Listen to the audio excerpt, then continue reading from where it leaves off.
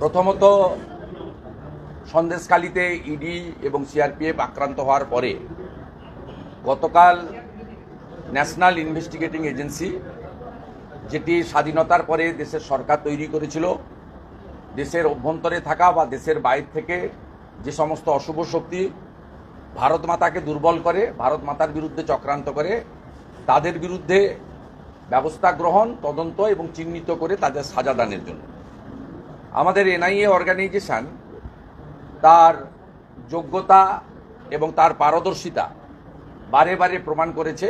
স্বাধীনতার অমৃতকাল আমরা পেরিয়ে এসেছি এবং এই সংস্থার প্রতি ভারতবর্ষের লোকসভা কেন, বিভিন্ন স্তরের আদালত কেন, সবাই আস্থা রেখেছে বিভিন্ন সময়। তাদের আধিকারিকরা কালকে যেভাবে আক্রান্ত হয়েছে এবং তারপরে এই রাজ্যের পুলিশ মন্ত্রী তথা মুখ্যমন্ত্রী তার চিরাচরিত স্বভাবসিদ্ধ ভঙ্গিতে এই কেন্দ্রীয় এজেন্সিকে আক্রমণ করছেন, লাগাতার গতকালও করেছেন, আজকেও পুরুলিয়া থেকে করেছেন, এটা অত্যন্ত নিন্দনীয়। মমতা বন্দ্যোপাধ্যায় আতঙ্কিত, উত্তেজিত এবং বিভ্রান্ত। তার কারণ চুরি দুর্নীতি তো আছেই, বেকারত্ব তো আছেই, আইন শৃঙ্খলার অবনতি তো আছেই, নারী নির্যাতন এবং সন্দেশখালীর ঘটনা তিনি বুঝেছেন যে একে 500, 1000, 1200 দিয়ে একে কম্পেনসেট করা যাবে না। শক্তি স্বরূপা মাতৃমণ্ডলী তারা সন্দেশখালীর বদলা 19 এপ্রিল থেকে 1 জুন 7 দফাতেই নেবেন বলে বাংলার মাতৃমণ্ডলী প্রস্তুত। তাই মমতা বন্দ্যোপাধ্যায় এই ধরনের মন্তব্য করে গুন্ডাদের উৎসাহিত করছেন, শাহজাহানদের সমর্থন করছেন, আরও যাতে এই ধরনের গুন্ডামি ঘটে এবং কেন্দ্রীয় এজেন্সি এবং কেন্দ্রীয় সুরক্ষা বল যারা ইলেকশন কমিশনের তত্ত্বাবধানে নির্বাচন করবেন তারা যাতে আক্রান্ত হন। গত বিধানসভা ভোটের মতো শীতলকুচির মতো কিছু শবদেহ যাতে পাওয়া যায় এবং সেটাকে দেখিয়ে চুরি, দুর্নীতি, বংশবাদ এবং সীমাহীন আইন শৃঙ্খলার অবনতি, বেকারত্ব, পরিযায়ী শ্রমিকদের যন্ত্রণা, সর্বত্র নাই নাই রব, শিক্ষা স্বাস্থ্য ব্যবস্থার কার্যত সমাপন, এই জায়গা থেকে তিনি পোলারাইজেশন অর্থাৎ তিনি শীতলকুচির মতো পোলারাইজেশনের রাজনীতি করার চেষ্টা করছেন। আর সন্দেশখালীকে তিনি এই নির্বাচনের যে জ্বলন্ত একটি ইস্যু সেখান থেকে ভোটারদেরকে বা রাজনৈতিক দলগুলোকে সরিয়ে দেওয়ার চেষ্টা করছেন। সাথে সাথে আজকে তৃণমূল কংগ্রেসের পক্ষ থেকে সাংবাদিক সম্মেলন করে এবং কিছুক্ষণ আগে আলালের দুলাল ভাইপো তিনি অনেক কথা জিতেন তেওয়ারি মিটিং ইত্যাদি নিয়ে বলেছেন। আমরা পরিষ্কারভাবে চ্যালেঞ্জ করে বলতে চাই যে রেজিস্টারটা ওনারা দেখিয়েছেন, ওখানে 28টা টাওয়ার আছে এবং এই রেজিস্টার হয়তো বানানো হয়ে থাকতে পারে, কারণ ওই হাতের অক্ষরটা জিতেন তেওয়ারির নয়, কারণ জিতেন তেওয়ারি আমাদের পার্টির কলিগ, আমরা জানি। শুধু তাই নয়, উনার কাছে নাকি সিসিটিভি ফুটেজ আছে। আমি এসপি এনআইএ এর সঙ্গে উনার জিতেন তেওয়ারির মিটিংয়ের ফুটেজ ডেট সহ এমসিসি ঘোষণা হওয়ার পরে, এমসিসির আগের কথা আমি বলবো না, কারণ ভাইপোর সঙ্গেও অপসারিত ডিজি, বর্তমান মুখ্য সচিব এবং পুলিশ এবং ব্যুরোক্রেসির বড় বড় আধিকারিকরা কামার স্ট্রিটে গিয়ে হাটবারে মিটিং করেন, তারও সিসিটিভি ফুটেজ, ভিডিও, ঢোকা বেরোনো সবটা সবার কাছে আছে।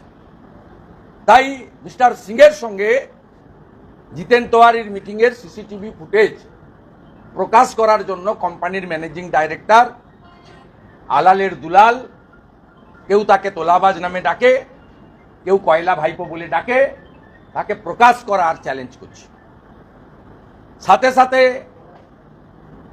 অত্যন্ত আশঙ্কিত আমি বা আমরা যে মমতা ব্যানার্জি আজকে পুরুলিয়া থেকে রামনবমীকে কেন্দ্র করে আবার অশান্তির জন্য উস্কানি দিয়েছে। আমরা জানি ভগবান রামচন্দ্র মায়ের অকাল বোধন করেছিলেন। বাসন্তী পুজো আগামী 16 তারিখে শুরু হচ্ছে অষ্টমী পুজো দিয়ে, এবং 14 তারিখে ষষ্ঠী পয়লা বৈশাখের দিন, 17 তারিখে রামনবমী, এবং ভগবান রামচন্দ্র পদ্মফুল দিয়ে মাকে পুজো করেছিলেন অসুর এবং সমস্ত অশুভ শক্তিকে বিনাশ করতে। মমতা বন্দ্যোপাধ্যায় গতবারে ঠিক একইভাবে রেড রোডে 100 দিনের কাজের টাকা দেওয়ার নাম করে 48 ঘন্টার ধর্নার মঞ্চ থেকে বলেছিলেন আগামীকাল রামনবমী আছে, হনুমান নাকি আমরা নাকি সব জায়গায় বড় বড় মিছিল করব, মিছিলগুলো যেন মুসলিম এলাকায় না প্রবেশ করে। কোনো মুসলিম বলেনি, মমতা ব্যানার্জি বলেছিলেন, রিকল করুন। তার ফলশ্রুতিতে পশ্চিমবাংলার ডালখোলাতে, হাওড়ার শিবপুরের পিএম বস্তিতে, হুগলি জেলার শ্রীরামপুর রিসড়াতে রামনবমীর মিছিলের উপরে আক্রমণ হয়েছিল।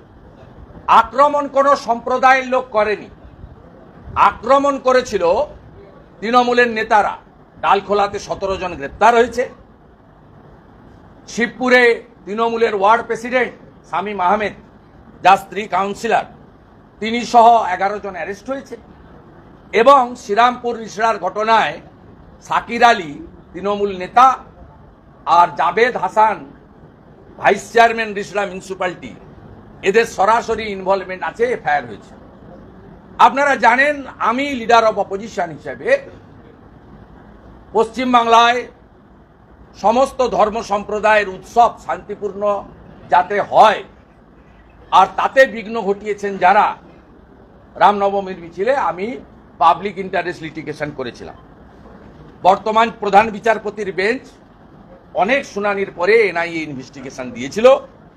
পরবর্তীকালে রাজ্য সরকার সুপ্রিম কোর্টে যায়, সুপ্রিম কোর্ট রাজ্য সরকারের আবেদন খারিজ করে অর্ডারকে আপহোল্ড করেন এবং অনারেবল চিফ জাস্টিসের অর্ডারকে কন্টিনিউ করেন, যেটা আমি পিটিশনার ছিলাম।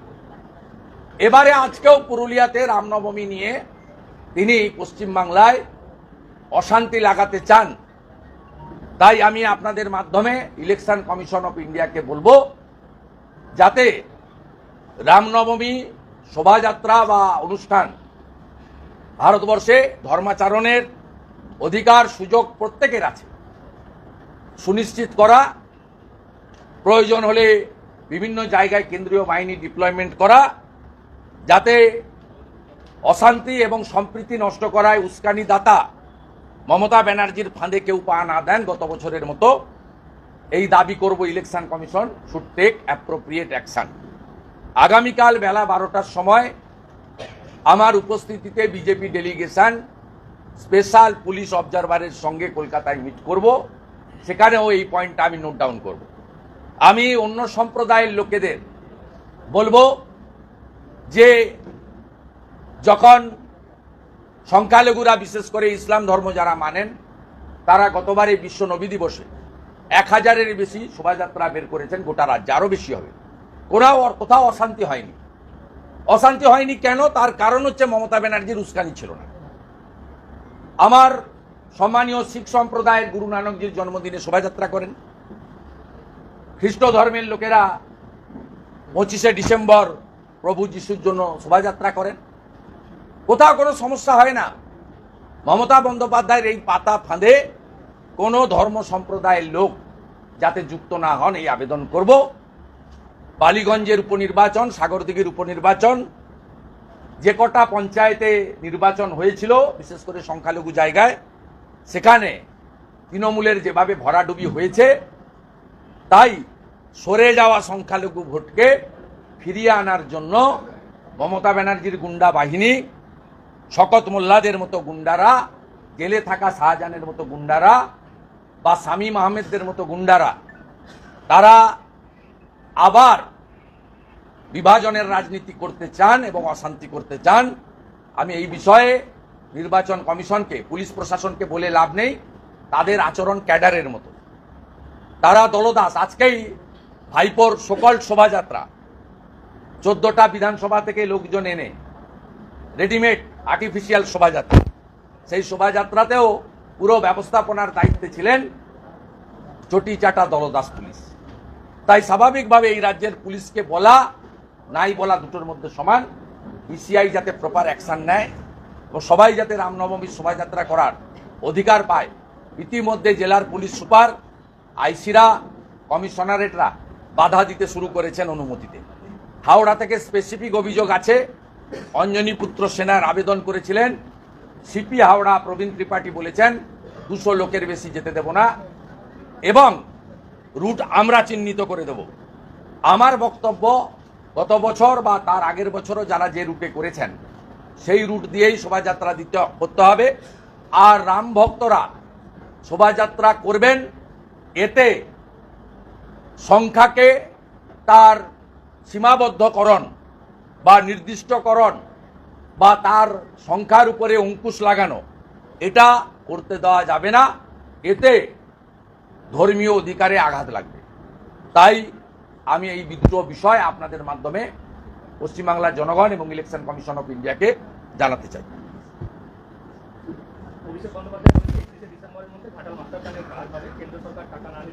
13 বছর হয়নি কেন?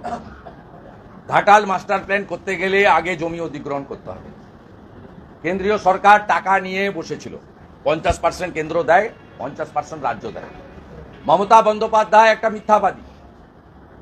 প্রণব বাবুর সৌজন্যে Kaleghai, Kapaleshwari, Khirai, Chandia master plan execution হয়েছে ময়না, ভগবানপুর, পটাশপুরে।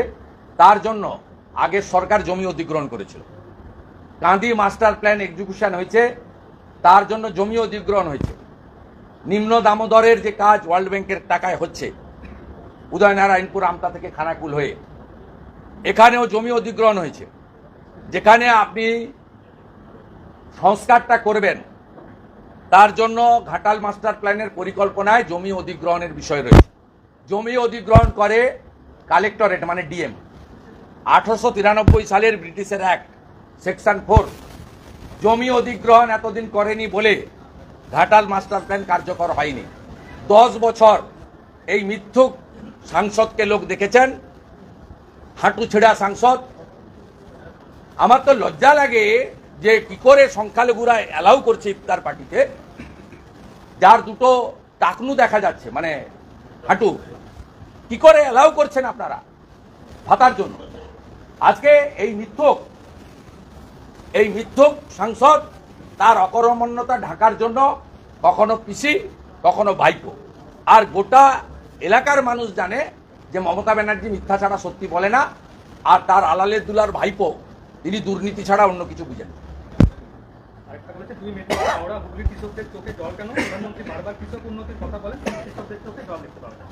ওই মমতা ব্যানার্জির জন্য জল।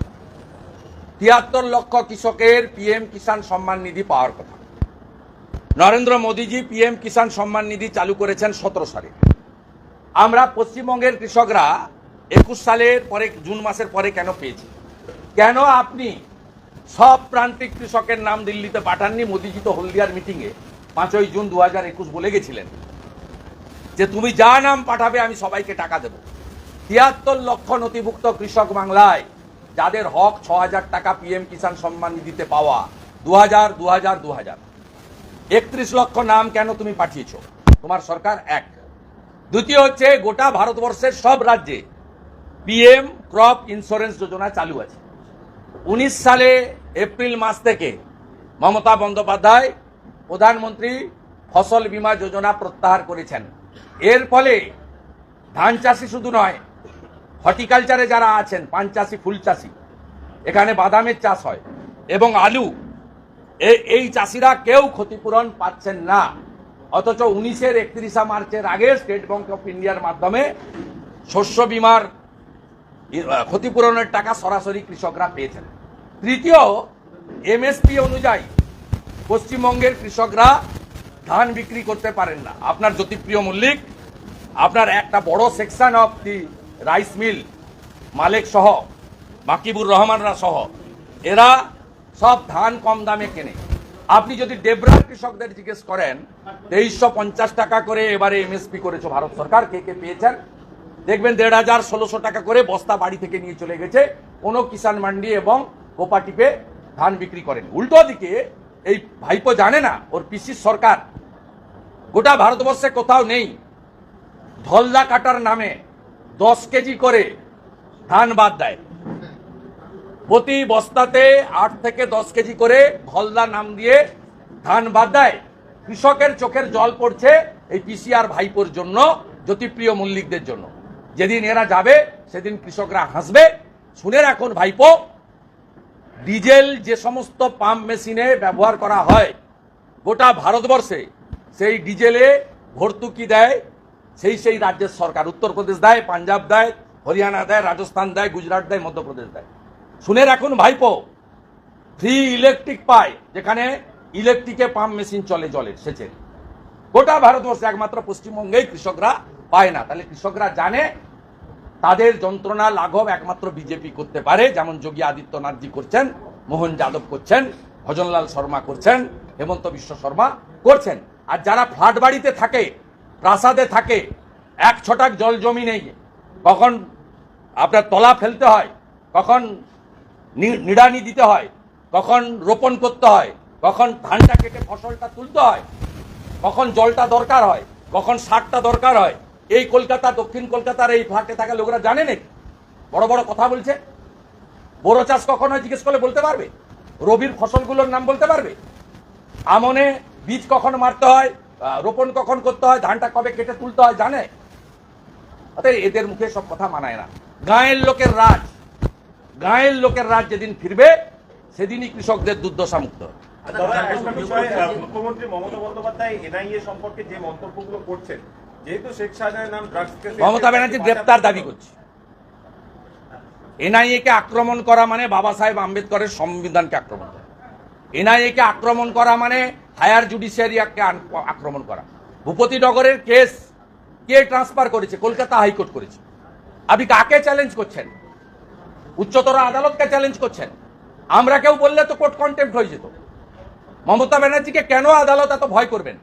কেন তার বিরুদ্ধে রুল হবে না, যেটা মহামান্য বিচারপতি নন্দীগ্রামের মামলাতে কৌশিক চন্দ্র মহোদয় 5 লক্ষ টাকা ক্ষতিপূরণ ওর কাছ থেকে আদায় করেছে? যে ভাষায় কাল থেকে আক্রমণ করছে এনআইএ কে, এটা দেশ বিরোধী কাজ, সংবিধান বিরোধী কাজ, গুন্ডাদের প্রশ্রয় দেওয়ার কাজ, আর সন্দেশখালী ইস্যু থেকে মানুষকে ডাইভার্ট করার কাজ। মুখ্যমন্ত্রী 2022 সালে বলেছিলেন ভূপতিনগরে চকলেট বোম ফেটেছিল, চকলেট বোম ফেটে 3 জনের মৃত্যু হলো, আর কত দলের নেতাদেরকে বাঁচাতে দিচ্ছে নামলেন। তো উনার দোকান কাটা, উনি আমার কাছে হেরেও মুখ্যমন্ত্রী হয়েছেন। এবং উপনির্বাচন কেন হয়? কেউ পদত্যাগ করলে বা কেউ মারা গেলে। শোভনদেব চট্টোপাধ্যায়কে কলার ধরে পদত্যাগ করিয়েছে ভবানীপুর, একটা জ্যান্ত লোককে পদত্যাগ করিয়েছে, করিয়ে ওকে খড়দায় দাঁড় করিয়েছে। কাজল সিনহা মারা গেছিল, দিয়ে নিজে ভবানীপুর থেকে মুখ্যমন্ত্রী হয়েছে। অর্থাৎ তার যার দোকান কাটা তাকে বলে আপনার নিশীথ প্রামাণিকের পর লকেট চট্টোপাধ্যায়ের উপর আক্রমণ, এইভাবে যদি একজন প্রার্থীর উপর আক্রমণ, এর জন্য ইলেকশন কমিশনকে কড়া ব্যবস্থা নিতে হবে। 2 দিন আগে স্পেশাল অবজারভার এসেছে, কালকে পুলিশ অবজারভার এসেছে। আমরা কালকে মিট করব এবং অ্যাক্টিভ করতে হবে ইলেকশন কমিশনকে। আমরা যা যা বলার করার তথ্য প্রমাণ সহযোগে দেব। এখানে কেউ প্রার্থীরা যেখানে সুরক্ষিত নয়, ভোটারদের সুরক্ষার তো কোনো প্রশ্নই নেই। আরো একটা বিষয়, আর না, দাদা দিলীপ ঘোষ অভিযোগ করছেন, কুণাল ঘোষ অভিযোগ করছেন যে দিলীপ ঘোষই হারাবেন অগ্নিমিত্রা পালকে। আমি এই নর্দমার কিটের কথার উত্তর দিই না। নর্দমার কিট 8 থেকে 80 চোর বলে ওকে, আমি কখনো ওর প্রশ্নের উত্তর দিই না। দাদা আরো একটা বিষয়, অভিষেক বন্দ্যোপাধ্যায় বলছেন যে ঘাটালে তিনি প্রার্থী, তিনিও গেছিলেন তার অফিসে, ঘাটালে হ্যাঁ ঠিক আছে, আমাকে বলে গেছিল 1 ডিসেম্বর 2020 শ্যামবাজারে ট্যাবলার বাড়িতে, এখন যাকে গদ্দার বলছে পিসি, আর ও যাকে আমার বিরুদ্ধে বলছে, প্রতিটা মিটিংয়ে তো বাজনা উত্তর থেকে দক্ষিণ পিসি। নাম ধরার তো সাহস নেই। নাম যেদিন ধরবেন সেদিন মমতা ব্যানার্জিকে কিভাবে উত্তর দিতে হয় আমি জানি। আপনাকে একবার হারিয়েছি, ভবিষ্যতে আবার হারাবো, প্রাক্তন মুখ্যমন্ত্রী করুন। হিরণ আমার যেমন পা ধরেছিল প্রশান্ত কিশোর ভাইপো, সৌগত রায়, সুদীপ বন্দ্যোপাধ্যায় পা ধরেছিল 1 ডিসেম্বর 2020। এখন যাকে কালো বলছে তখন তাকে বলেছিল হিরে। ছাড়বেন না, আমাদের সর্বনাশ হয়ে যাবে। ঠিক একইভাবে অজিত মাইতি খড়গপুর লোকালে না পিংলার এমএলএ, তাকে দিয়ে হিরণকে ডেকেছিল, হিরণ যাওয়ার আগে আমাকে ফোন করেছে। আমি বলেছি কি বলছে শুনে এসো। ওটা তো পার্টি অফিস না, Camac street office, personal office, অনেক আগের কথা। হিরণ শুনেছে, শুনে বেরিয়ে এসে হিরণই ভিডিওটা আমাকে দিয়ে রেখেছে। ওখানে ভাইপো যা যা বলেছে ওটাও আমি লিক করে দেবো। ও সিসিটিভি যেদিন ফুটেজ লিক করবে সেদিনকে ওই মিটিংয়ে দেবের বিরুদ্ধে কি কি বলেছে হিরণকে সেটাও আমি পাবলিকলি করে দেবো, বের করতে বলবো। আজকেও আবার অভিযোগ করছে যে কেন্দ্র বাড়ি তৈরির টাকা দিচ্ছে না, ডিসেম্বর থেকে রাজ্য বাড়ি তৈরির টাকা দেবে। ডিসেম্বর থেকে টাকা দিবে কেন? কোন ডিসেম্বর? চলতি বছরের মানে ভোটটা হওয়ার পরে হবেনি, ভোট হবে না, ভোট কেউ দেবে না, ভোট কেউ দেবে না। সবাই চাইছে এই পাপ মুক্ত পশ্চিমবঙ্গ। 2 কোটি বেকার চাকরি চায় সবাই, কৃষক ফসলের দাম চায়, সবাই চায় চাকরি দিন। 2 কোটি বেকার, 50 লক্ষ এই দেবরা, দাসপুর, ঘাটাল, পিংলা, সবং সব বাড়ি ছেড়ে চলে গেছে যুবক ছেলেরা, 28, 30, 32, 35, বাড়িতে কম বয়সী স্ত্রী, ছোট বাচ্চা আর বৃদ্ধ বাবা মাকে ফেলে দিয়ে।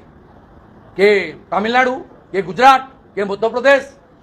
আপনি কাজ দিতে পারেননি, সোনার কাজ করার জন্য সুরাট, নাগপুর, দিল্লি, করলবাগ সব পালিয়ে গেছে দাসপুর, ঘাটাল থেকে। কেউ নেই বাড়িতে, যান না দাসপুরে 1-2 সোনাখালী টালি যে কোনো গ্রামে চলে যান, চলে যান, যে নাড়াজলে চলে যান, যে কোনো গ্রামে চলে যান, আপনি ঘাটালের যে কোনো গ্রামে চলে যান, রামজীবনপুর, ক্ষীরপাই, খড়ার যে কোনো জায়গায় চলে যান, দেখবেন এক একটা গ্রামে 100-150 করে যুবক ছেলে বাড়িতে পাবেন। ফাঁকা বাড়ি, বৃদ্ধ বাবা মা, কোথাও স্ত্রী আছে, কোথাও আনমেরিড, ওইসব বাড়িতে সব মহিলাদের দ্বারা, বয়স্ক লোকদের দ্বারা। এই কঠিন যন্ত্রণার হাত থেকে বাংলা বাঁচতে চায়, আর আপনাকে আর ধার করতে হবে না। দয়া করে পিসি ভাইপো 1,98,000 কোটি ঋণ রেখে গেছিল সিপিএম, আপনারা মিলে 6,93,000 কোটি টাকা ঋণ করেছেন। ভবিষ্যৎ বাংলা কি হবে? জন্মগ্রহণ করলেই 34,000 টাকা মাসে ঋণ নিয়ে জন্মাচ্ছে। একদিকে ঋণ করছেন, ওদিকে ভিক্ষা দিচ্ছেন।